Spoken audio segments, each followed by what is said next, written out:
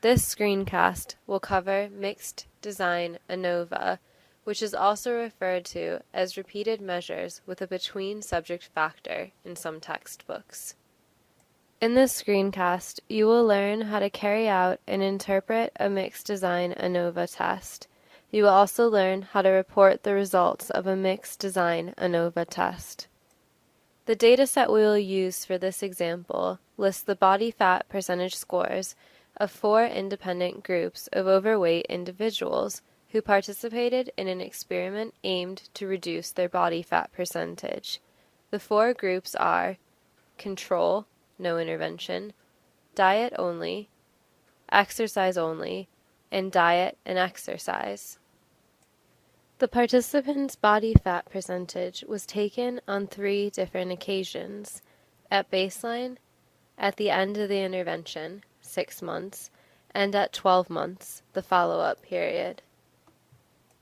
This is an example of a mixed design ANOVA with one between-subject factor, group, with 4 levels, and one within-subject factor, time, with 3 levels.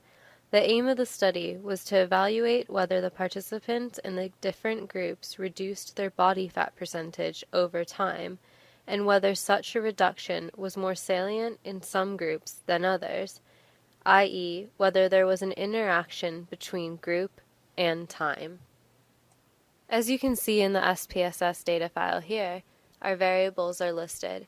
The first variable, group, refers to the between subjects factor, which group the participants were in. The before, after, and follow-up refers to the different time points that testing occurred. These different time points refer to our within subject factors. For example, participant 1 was in group 1 and had measurements taken at all 3 time points.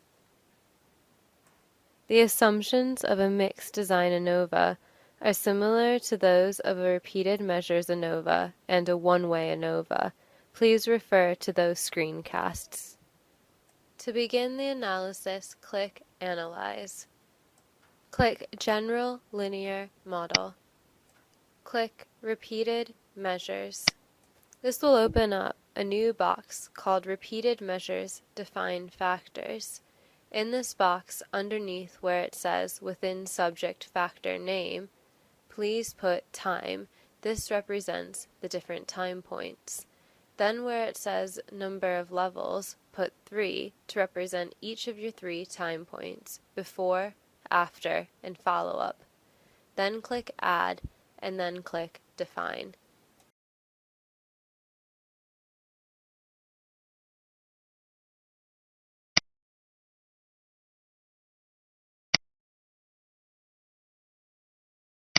This will open up a new box called Repeated Measures.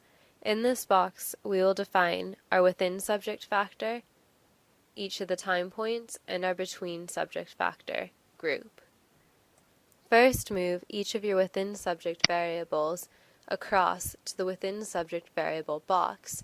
Your within subject variables are the variables that were measured on repeated occasions, the before, after, and follow-up.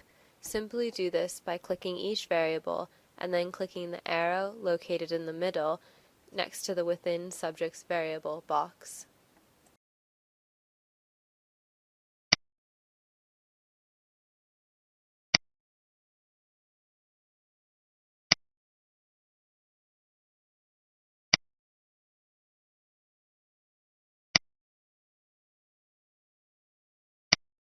Now move your between subjects factor group to the between subjects factor box.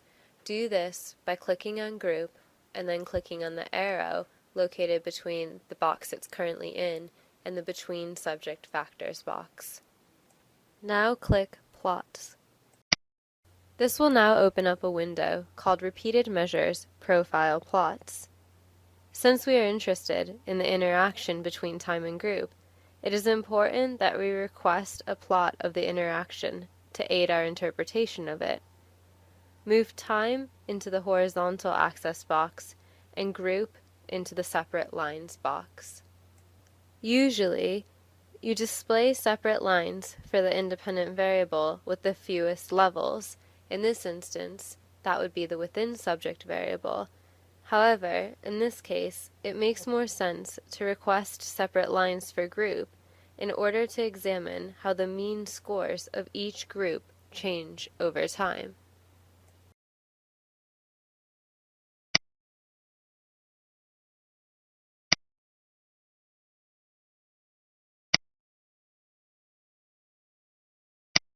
Once you have moved your variables over, then click Add. It is essential to click Add for SPSS to create the plot. Once you have clicked Add, then click Continue. Now click Post Hoc. This will open up the Repeated Measures Post Hoc Multiple Comparisons for Observed Means box. In this box, we want to click Group, and then click the arrow between the box Factor and Post Hoc Test 4 to move group across. Then select Tukey. This will tell SPSS to run a Tukey post hoc comparison for the 4 groups.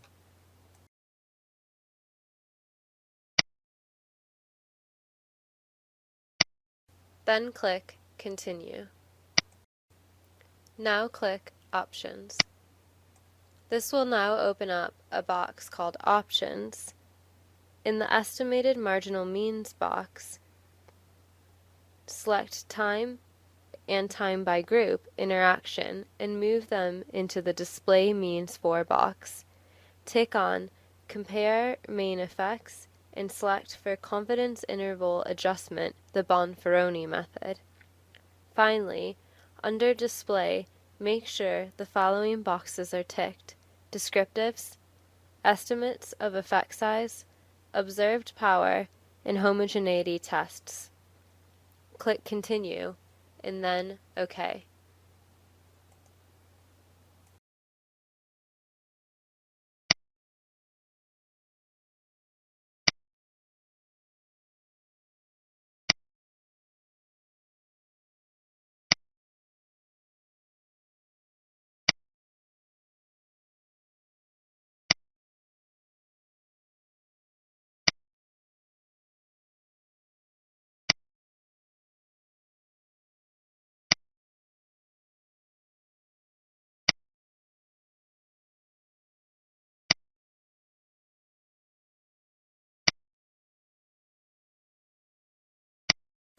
Now click OK.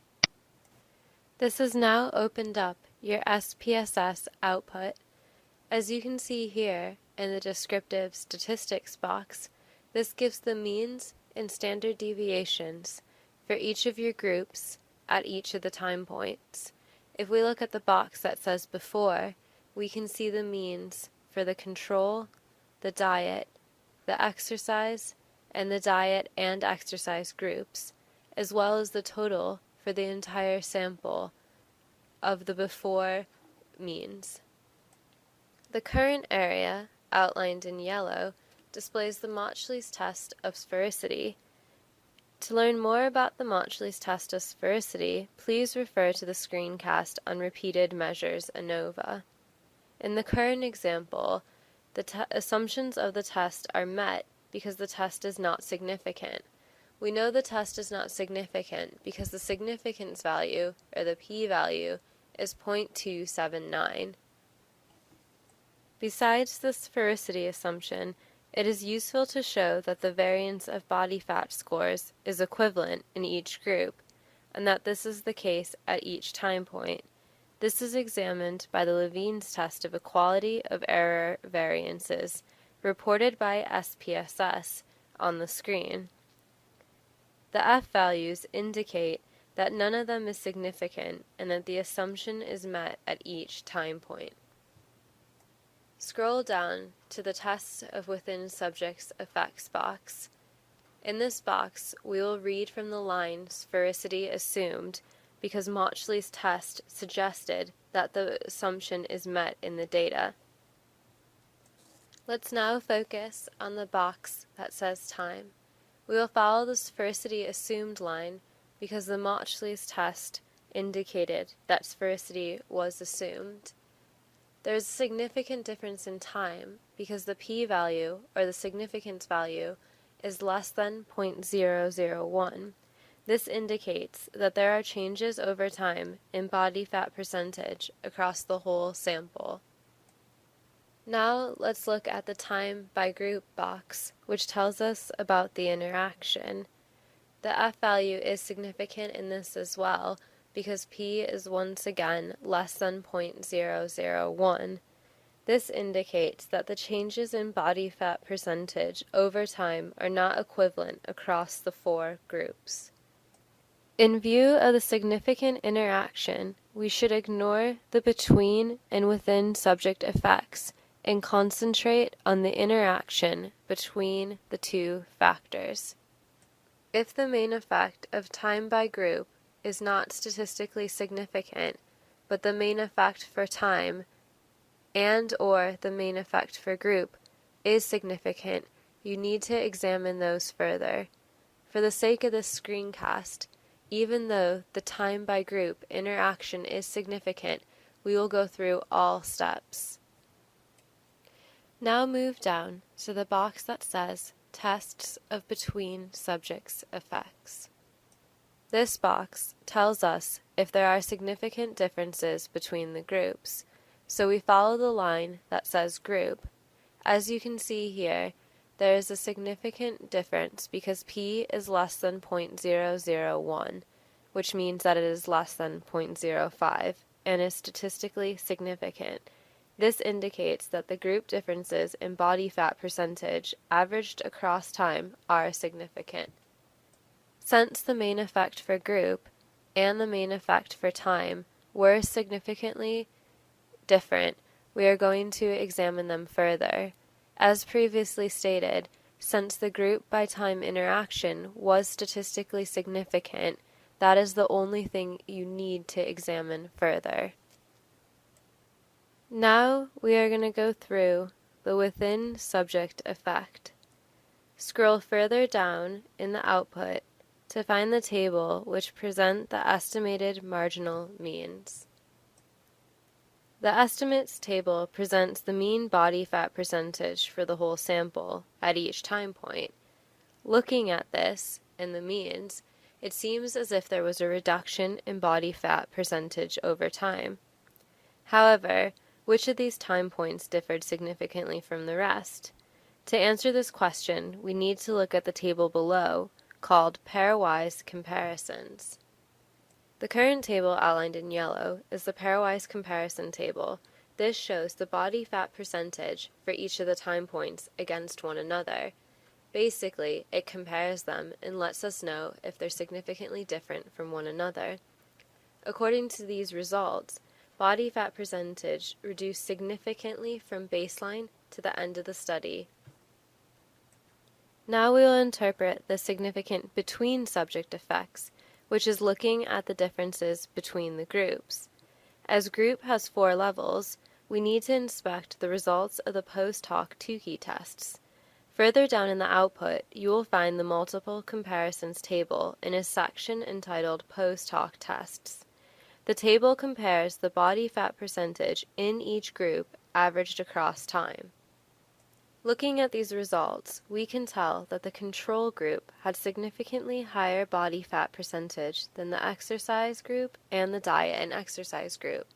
We get this information from looking at the line that says control, and then looking at the diet, and exercise lines that are across from it, and then looking at the p-values that correspond with each of those. So in the control box, the exercise group is significantly different because the p-value is 0.016, which is less than 0.05.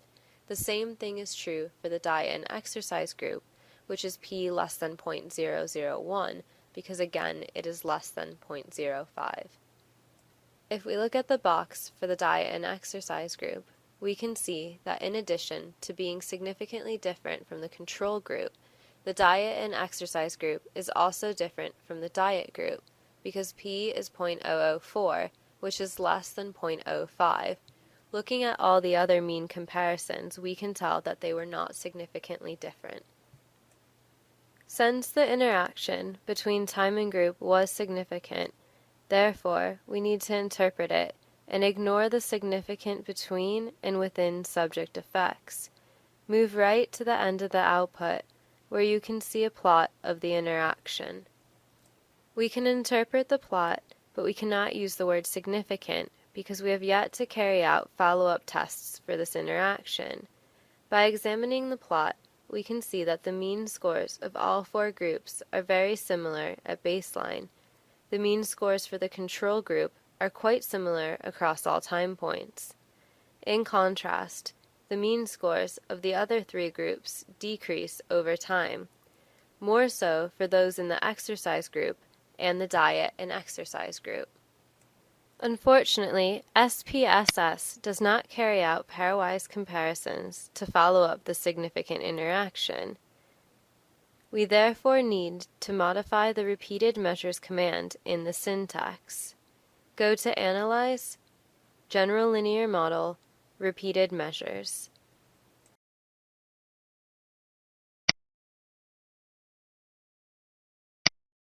Our within subject factor of time is already defined from our previous analyses, so simply click the word Define. This will open up the Repeated Measures window. Everything that we previously put in here is already there. Instead of clicking OK like you did last time, this time click Paste. This will open up a new window in the syntax, which will include the command for repeated measures.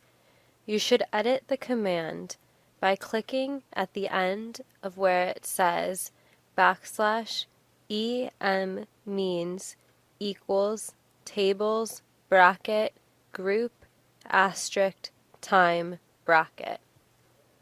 After clicking in that location, enter the text that is currently outlined in the red highlighted box.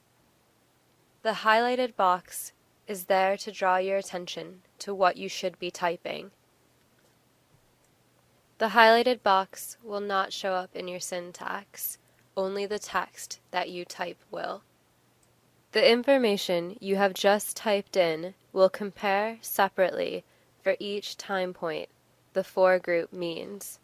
After you type this information in, hit Enter to create a new line between the line you just typed on and the line that begins with \print. In the line you have just created by hitting Enter, type the information that is outlined in the red box. Again, the highlighted red box is there simply to show you what information to type. The information you will type here will compare separately for each group the means across the four time points. Select the entire syntax wording and then hit the green play button located at the top panel.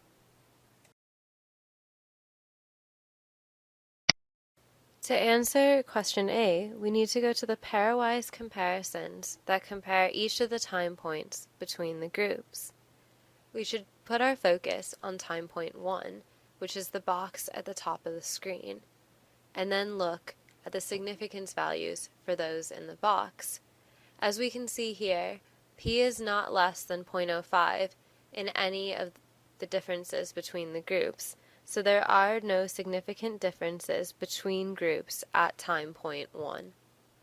To answer the second question, B, looking at the exercise and diet group only, are the changes across time and body fat percentage significant? We need to scroll down to the pairwise comparison table that lists each of the groups and then compares the different time points within that group. So let's shift our focus to the bottom of the table where it says diet and exercise. Looking at the diet and exercise section of the table, we can see that there are significant differences between each of the time points in the diet and exercise group. This is because the p-value is less than 0.05. When reporting in a text the results of a mixed design ANOVA test with one between subject factor, and one within subject factor.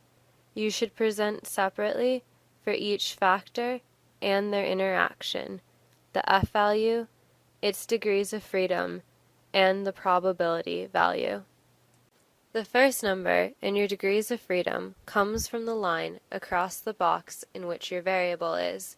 For example, for time, it would be 2 because that is the sphericity assumed number of degrees of freedom. The second number comes from the error within the whole box. In this instance, it would be 56. Be aware that if the sphericity assumption has been violated, you should report the epsilon adjusted, for example, greenhouse geyser, degrees of freedom, and the corresponding probability value. If the interaction is significant, do not interpret any further the main effects. Simply describe what the interaction plot demonstrates. If you have specific follow-up questions, report the answer to these questions. These answers can be obtained by carrying out the follow-up pairwise comparisons. These pairwise comparisons are the tests of simple effects and should not be confused with the pairwise comparisons that SPSS gives by default. If the interaction is not significant, focus your interpretation on the significant within and/or between subject effects. For each significant effect, explain which means differ significantly from the rest, e.g., the diet and exercise group had significantly lower body fat percentage than the diet-only and control groups. The results could also be presented in a figure or table format. A figure is easier for the reader to understand, especially when the interaction is significant. You can also present a table with the mean, scores, and standard deviations for each condition. Here we report the results in written format. We first report the main effect for time and the main effect for group. The interaction shows there was no significant differences between groups at baseline, and the control group did not change over time. However, the mean scores of the other three groups decreased over time, more so for those in the exercise group and the diet and exercise group. That is the end of the screencast on mixed design ANOVAs. In this screencast, we learned how to carry out and interpret a mixed design ANOVA test and how to report the results of a mixed design ANOVA test.